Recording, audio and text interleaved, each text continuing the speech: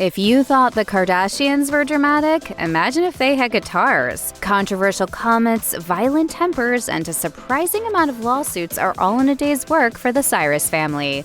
At Donald Trump's second presidential inauguration in January 2025, Billy Ray Cyrus had a meltdown while performing on stage. You don't want to sing more, or you want me to just get the hell off the stage? I don't give a damn. After the fact, his eldest son Trace took to Instagram to share his concerns. He stated that he barely recognized his father at the event and implored Billy Ray to seek help. And while Billy Ray did sort of take that advice, the help he got wasn't from a doctor. Apparently, Billy Ray was so angered by Trace's comments that he threatened his own son with legal action. As you might expect, that didn't go over very well. Trace responded on Instagram, "Dad, my message was beyond loving. I could have been extremely honest about a lot more, but I don't want to put your business out there like that." Trace went on to bring Billy Ray's own father into the conflict. He wrote, "But for you to threaten me with legal action for wanting you to get help is a disgrace. Pappy is looking down at you with such disappointment, I can assure you. You should be ashamed of yourself."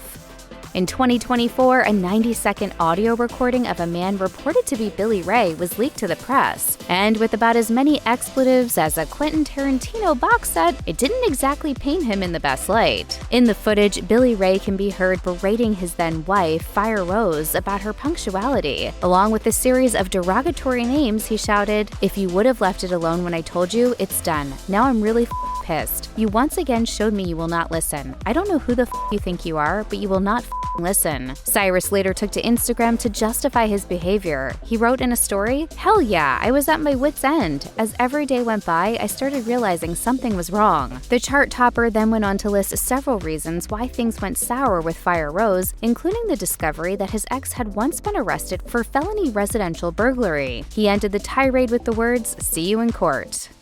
After an interaction like that, it might not come as a particular surprise that Fire Rose publicly claimed to have been mistreated by Billy Ray in a June 2024 interview. And while she outlined a lot of examples, perhaps the most harrowing one occurred the day she was scheduled for a double mastectomy surgery. Fire Rose had previously been diagnosed with BRCA1, a gene mutation linked to an increased risk of breast cancer. But the day she was supposed to go to the hospital, Cyrus threw her out of their shared Tennessee home and filed for divorce. She reflected to Page 6, "When Billy decided to discard me, it was in a brutal way. I would never treat another human being so cruelly." Fire Rose ultimately didn't have the surgery, but if she had, she claimed that Cyrus demanded she recover with a private nurse in a farmyard cabin and that none of their friends would be allowed to visit. And that's far from the only way Cyrus reportedly restricted her day-to-day life. She also alleged that she wasn't allowed a car and was prohibited from communicating with others without permission. As she told Page 6, "I was only allowed to go to the local chiropractor and allowed once a month to get my nails done."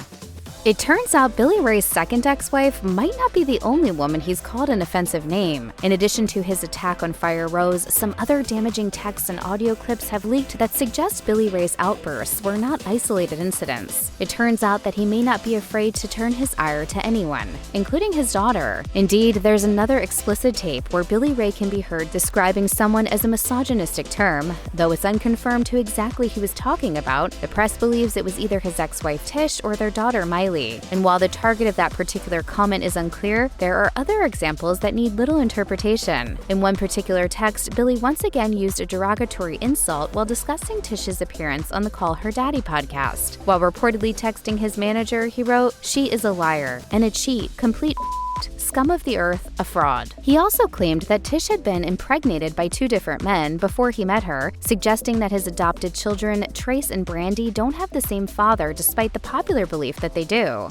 In 2020, Miley Cyrus appeared on the Joe Rogan Experience, and to some fans of her music, that was probably controversial enough on its own. But then she started discussing the impact fame had on her little sister, and things got even more stirring. It can go one way or the other, right? You either become my little sister who kind of wants it, you know, and she's got a record out that I love called The End of Everything.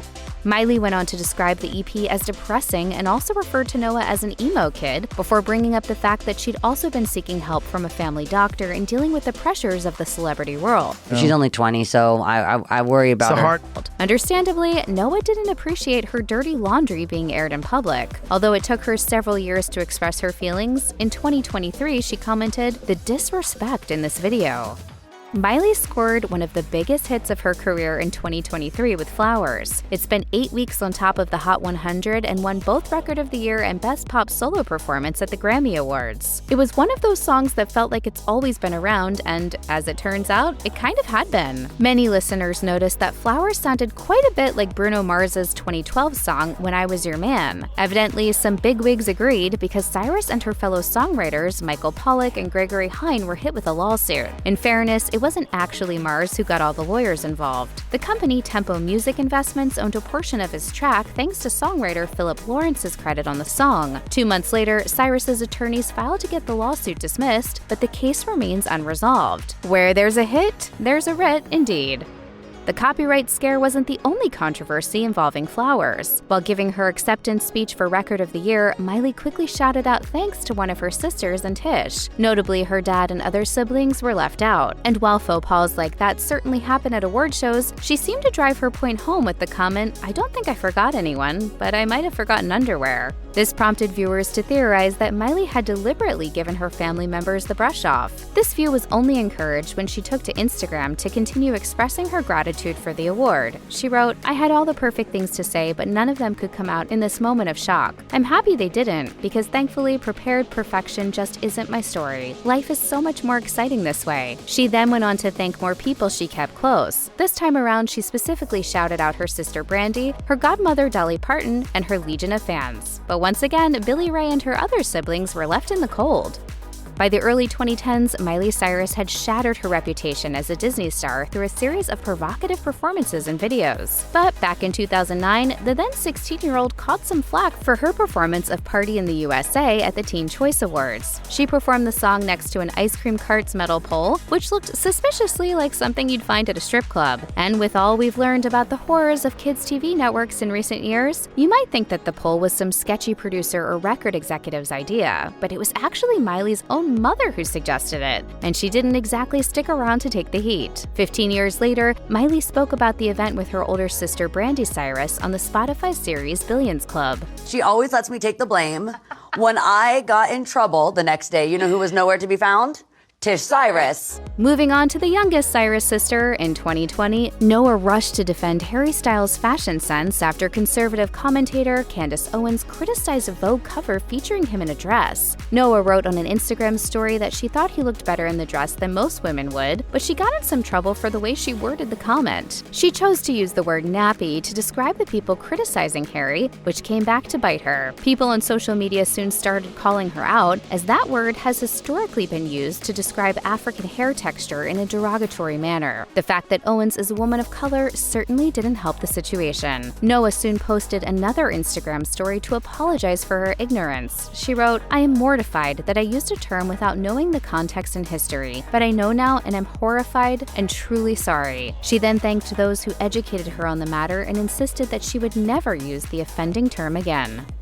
Noah wasn't the first member of her family who had to apologize for some racially insensitive remarks. 3 years before she made her comments about Harry Styles, Miley got into trouble for some things she said about hip-hop. Speaking about how the genre had informed her 2013 album Bangers, she told Billboard, "I can't listen to that anymore. That's what pushed me out of the hip-hop scene a little. It was too much Lamborghini, got my Rolex." She also expressed her frustration with how common explicit sexual language was in rap, and none of these remarks went over very well. Many people responded by pointing out the fact that she embraced black music and then dismissed it so quickly was a clear sign of her white privilege. To her credit, Miley did listen to all the feedback and responded to it. After YouTuber Kenya Wilson published a video calling her out, Miley wrote, "I own the fact that saying, 'This pushed me out of the hip-hop scene a little' was insensitive, as it is a privilege to have the ability to dip in and out of the scene." She went on to acknowledge that although she can't change what she said, she was deeply sorry for the offense she caused.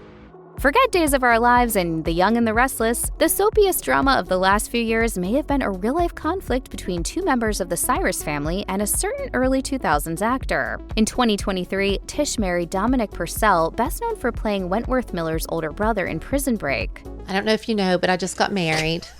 She loves to bring this up. but neither Noah nor her older brother Brayson were in attendance. Eventually, reports emerged that Noah may not have shown up because she was in a love triangle with her mom and stepdad. According to several tabloids, Purcell got together with Tish shortly after he and Noah split up. Neither party has ever publicly confirmed or denied the speculation, but Noah did add some fuel to the fire when she responded very coarsely to an Instagram follower who referenced the rumor in a comment. Cyrus's mouth has gotten him into some trouble over the years, and while his beef with pop rockers All Time Low was well published in the mid-2010s, they weren't the first musicians to receive his wrath. In fact, Trace took aim at his very own bandmates a few years before, and it resulted in legal action. Just a few years after their hit single Shake It came out, the rest of Metro Station decided to file a lawsuit against Cyrus after he'd announced their breakup without their knowledge. Adding insult to injury, their former frontman took to Twitter to call their music weak. At the time, Trace was also the president of Metro Station Incorporated, the band's official company. His bandmates naturally wanted to remove him from that position, but Trace fought them on that too. Luckily for the group's fan base, the band eventually managed to put their differences aside. In 2014, Trace rejoined full-time. Their next single was aptly named Love and War. In 2019, Trace posted a photo to Instagram featuring his hand around the neck of his girlfriend, Lauren Sanders. Unsurprisingly, not all of his followers appreciated this particular update, and many reported the post on the grounds that it was inappropriate. And while Instagram agreed and removed the post, Trace himself wasn't thrilled. In response, he posted an expletive-filled tirade accusing those who reported the post of being jealous. He suggested it was their own insecurity that prompted them to report the post, rather than the explicit nature of the image. He wrote, "Go to the gym, learn to do your makeup properly, find out about fashions that fit your body type. There's so much that can be done, but don't go hating on my girl because she's hot." Evidently, musicians aren't the only people Trace wants to fight.